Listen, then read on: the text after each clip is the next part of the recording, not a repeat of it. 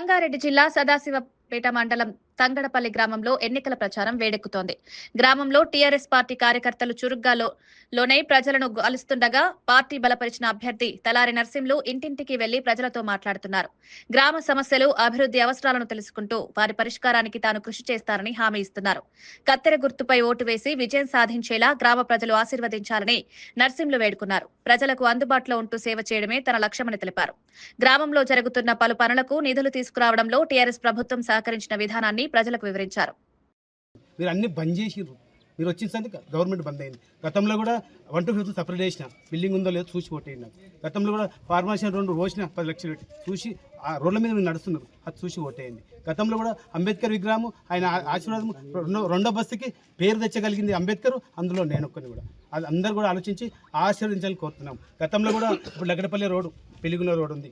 10 లక్షలు గవర్నమెంట్ ఇయ్యకున్నా సొంత డబ్బులు పెట్టి ఫార్మేషన్ రోడ్డు పోస్తా. మరియు గ్రామంలో మహిళలకు ఉచిత కుట్టు మిషన్లు సెంటర్ పెడతా.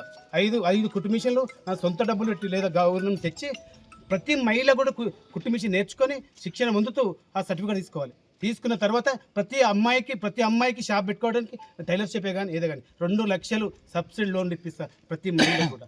అట్లాగే మనం ఇంకా చేయవలసినవి చాలా ఉన్నాయి, చాలా చేయగలం. ఇప్పుడు మా ఎమ్మెల్యే ఉన్నారు స్థానికంగా, లేనప్పుడే 3.5 కోట్లు పెట్టి బ్రిడ్జ్ ఇచ్చిండు. వాళ్ళ ముందు చిన్న రిపేర్తో అయిపోతుంది. వాళ్ళు ఇచ్చింది సున్నం వేసుకొని కొబ్బరికాయ కొట్టుడు ఇచ్చింది మా ఎమ్మెల్యే చింతప్రభాకర్ గారు ఇచ్చాడు. ఆయన ఇప్పుడు స్థానిక ఎమ్మెల్యే ఉన్నాడు. ఆయన ప్రతి విషయంలో గ్రామానికి తీసుకొచ్చుకుంటా మూమెంట్ ఫోన్ చేస్తే రాగలిగిన వ్యక్తి మా ఎమ్మెల్యే చింతప్రభాకర్. ఇప్పుడు ఆయన మాకు అందుబాటులో ఉన్నాడు. ప్రతి విషయంలో వెనకాడే ఆలోచన లేదు.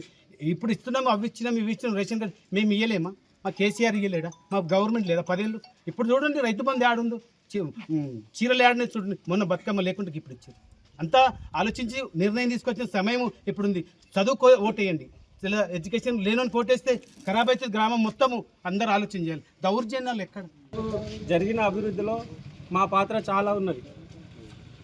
గత 15 సంవత్సరాలు 20 సంవత్సరాల నుండి మేము సీసీ రోడ్లు కానీ, డ్రైనేజీలు కానీ, రహదారులు కానీ, బ్రిడ్జిలు కానీ ఎన్నో అభివృద్ధి పనులు చేసినాం. ఇక్కడ మీరు మా టీఆర్ఎస్ పార్టీ బలపరిచిన అభ్యర్థిని మరోసారి గెలిపిస్తే తప్పకుండా ఇంకా అభివృద్ధిలో ముందుకు తీసుకెళ్తామని మేము తప్పకుండా గంటపదంగా చెప్తున్నాం.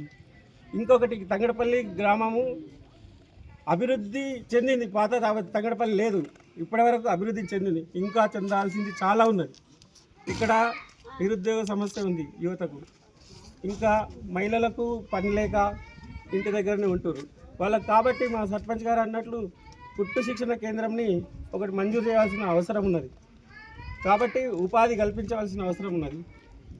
మా ఇక్కడ స్థానిక ఎమ్మెల్యే కూడా మేము ఫోన్ చేస్తే వచ్చే వ్యక్తి ఉన్నాడు. కాబట్టి దయచేసి అందరూ ఆలోచన చేయండి, ఆలోచించే నిర్ణయం తీసుకుంటారని. కత్తెర గుర్తుకే.